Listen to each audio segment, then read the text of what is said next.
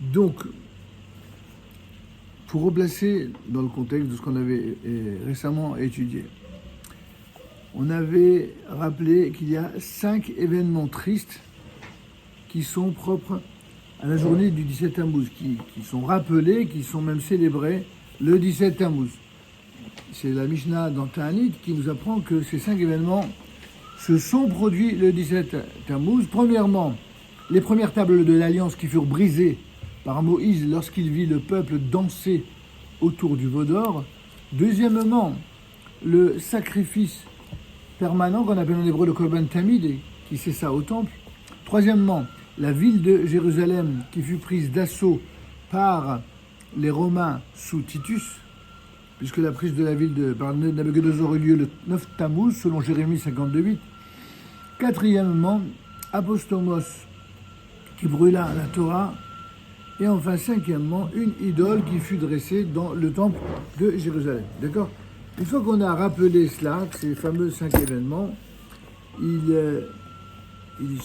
est important de souligner que comment en est-on arrivé là ? Comment est-on arrivé à cette sorte de fatalité que 5 événements un peu tristes que les autres puissent arriver à la même date ? Qu'est-ce qui s'est passé ? En fait, tout est rapporté à la réalité la révélation du Sinaï. Akadosh Baruch Hu avait purifié le cœur de tous les enfants d'Israël. C'est ça le miracle de la révélation du Sinaï. C'est que non seulement c'est une révélation qui s'est faite à la collectivité d'Israël, mais une collectivité qui était propre, qui était en quelque sorte rendue pure par la volonté d'Hachem lui-même. Et cette pureté les ont amenés à l'unité. Dans l'univers des hommes, c'est souvent l'idolâtrie, c'est souvent la faute, c'est souvent le laisser-aller qui génère les conflits. Et c'est un des messages clés de la Torah du Sinaï.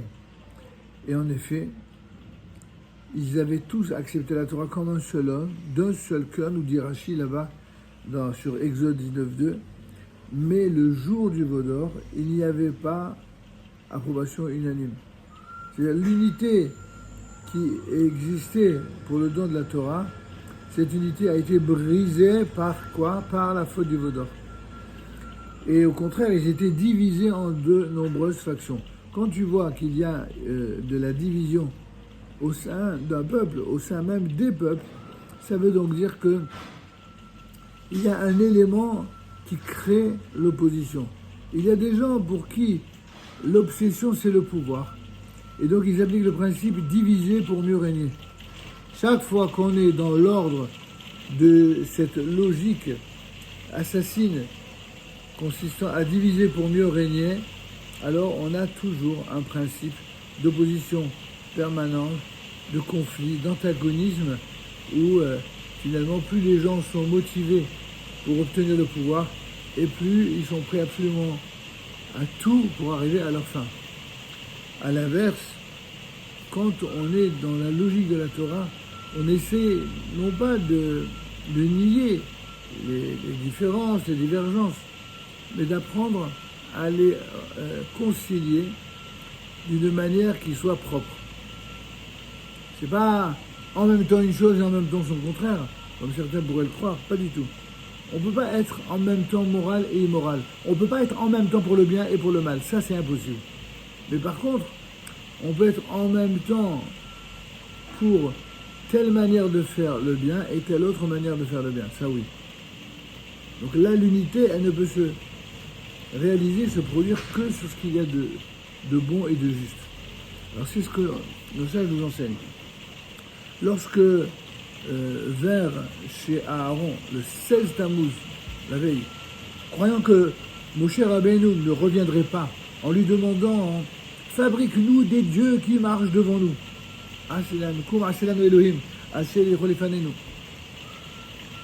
C'est quoi cette obsession de créer des dieux ? Toutes les idéologies fallacieuses de l'histoire, à commencer par les idéologies philosophiques et politiques, elles procèdent de cette manière-là. Elles créent des dieux, c'est-à-dire des idéologies. Elles créent des mensonges qui sont sacralisés. Et donc il s'agissait, dans l'esprit de la grande majorité du peuple d'un guide qui les conduirait vers le but qu'ils voulaient atteindre. Autrefois, c'était Dieu et les prophètes. Ensuite, des vrais prophètes, on les a substitués à des faux prophètes. Ensuite, on les a substitués à des guides moraux et spirituels. Et maintenant, on les a substitués à des guides politiques ou intellectuels. Et on voit le résultat.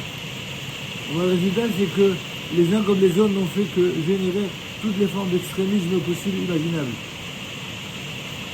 Lorsque du creuset où Aaron avait fait fondre l'or, sortit un veau par les sortilèges de ceux qui voulaient une idole, eh bien la tourbe nombreuse qui les avait suivis d'Égypte, ce qu'on appelle en hébreu le Erev Rav, ce grand mélange, eh bien les réactions furent très très variées.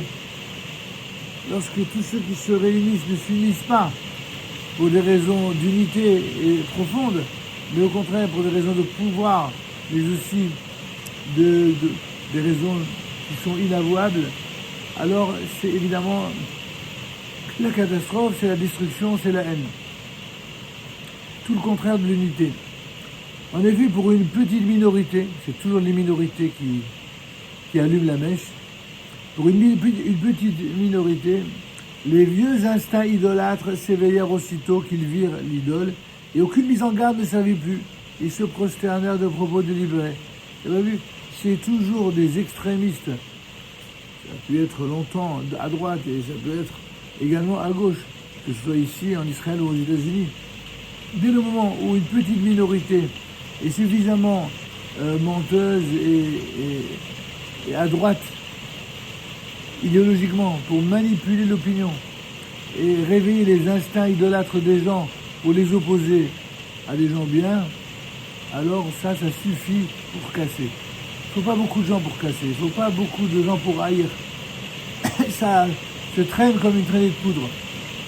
Et d'autres, qui étaient plus nombreux que le groupe précédent, sentirent également s'éveiller en eux le penchant vers le paganisme. Le mot paganisme, ça vient du mot païen, donc l'idolâtrie.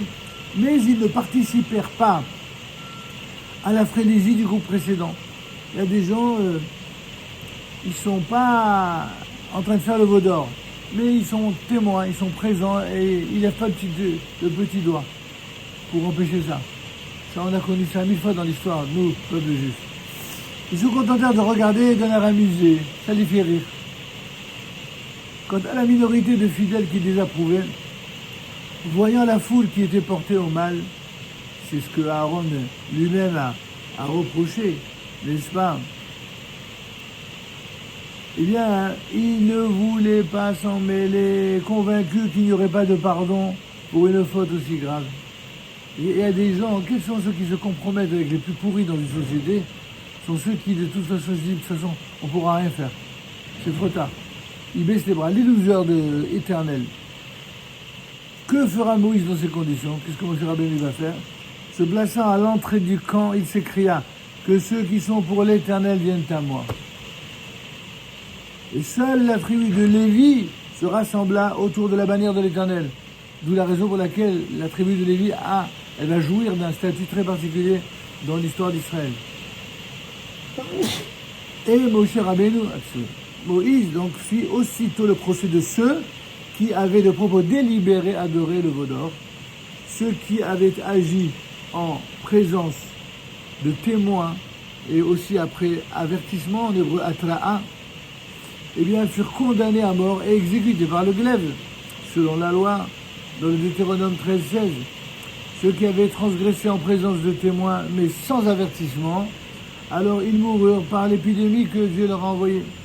Et enfin pour la troisième catégorie, c'est-à-dire ceux qui avaient fait l'objet ni de témoins devant leur transgression, ni même d'avertissement, alors ce fut ce qu'on appelle l'épreuve des eaux amères, en hébreu meham arerin, à l'instar de l'épouse qui était soupçonnée d'infidélité.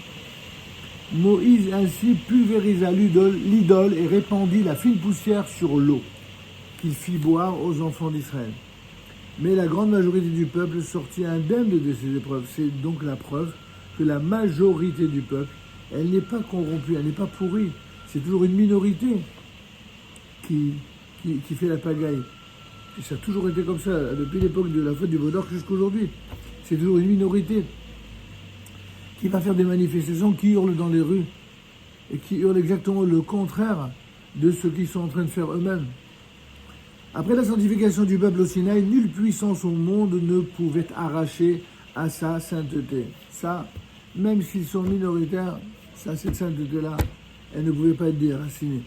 Nous avons la preuve que les coupables étaient une minorité infime en comparant le chiffre donné par exemple par rapport au recensement du peuple à l'aide des fameux shekalim. Tu te rappelles au moment de la construction du tabernacle et celui indiqué au moment de la sortie d'Égypte.